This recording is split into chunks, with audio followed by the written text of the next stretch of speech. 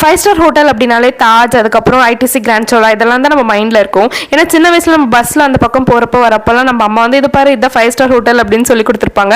அப்போலேருந்து நம்ம மனசில் ஒரு சின்ன ஆசை இருக்கும், நம்மளும் இங்கே போகணும் அப்படின்னு சொல்லிட்டு. இதெல்லாம் மிடில் கிளாஸ்க்கும் இருக்கிற ஒரு சின்ன ஆசை தான். அந்த ஆசை தான் இப்போ நடந்திருக்கு. ஏன்னா நாங்கள் ஒரு சின்ன ஒப்பந்தம் போட்டுக்கிட்டோம், என் பர்த்டேக்கும் உன் பர்த்டேக்கும் நம்ம மாறி மாறி கிஃப்ட்ஸ் பண்ணிக்க வேணாம், அதுக்கு பதில் நம்ம மணி சேர்த்து வச்சு இந்த மாதிரி மெமரிஸ் கிரியேட் பண்ணுவோம் அப்படின்னு சொல்லிட்டு அப்படி டிசைட் பண்ணதுலேருந்தே நான் மந்த்லி கொஞ்சம் அமௌண்ட் வந்து இங்கே டின்னர் போகணும் அப்படின்றதுக்காகவே சேர்த்து வச்சுட்டே வந்தேன். ஸோ அதை எடுத்துகிட்டு கிளம்பியாச்சு. ஆனால் என்ட்ரன்ஸில் ஒரு ஃபன் ஆயிடுச்சு.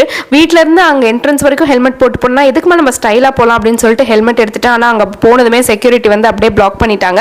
நீங்கள் பார்க்கிங் போய் இறங்குற வரைக்கும் பின்னாடி உட்காரவங்க ஹெல்மெட் போடலன்னா நாங்கள் அலோவ் பண்ண மாட்டோம் அப்படின்னு சொல்லிட்டு, என்னடா ஆரம்பமே அமர்க்கலமாக இருக்குது அப்படின்னு சொல்லிட்டு உள்ளே போயாச்சு. அங்கே வந்து கோல் பார்பிக்யூலாம் இருக்கிற மாதிரி வெரைட்டிஸ் எக்கச்சக்கமாக இல்லை. ஆனால் கம்மி ஃபுட்ஸாக இருந்தாலும் ஒவ்வொன்றுமே டேஸ்ட் வந்து அவ்வளோ ரிச்சாக இருந்துச்சு. இந்த மாதிரி உங்களுக்கும் சின்ன வயசுலேருந்து பார்த்து அந்த இடத்துக்கு கண்டிப்பாக போகணும் அப்படின்னு சொல்லிட்டு ரொம்ப பிடிச்சி நீங்கள் வளர்ந்ததுக்கப்புறம் போன பிளேஸ் எதுன்னு சொல்லிட்டு மறக்காமல் கமெண்ட்டில் சொல்லுங்கள்.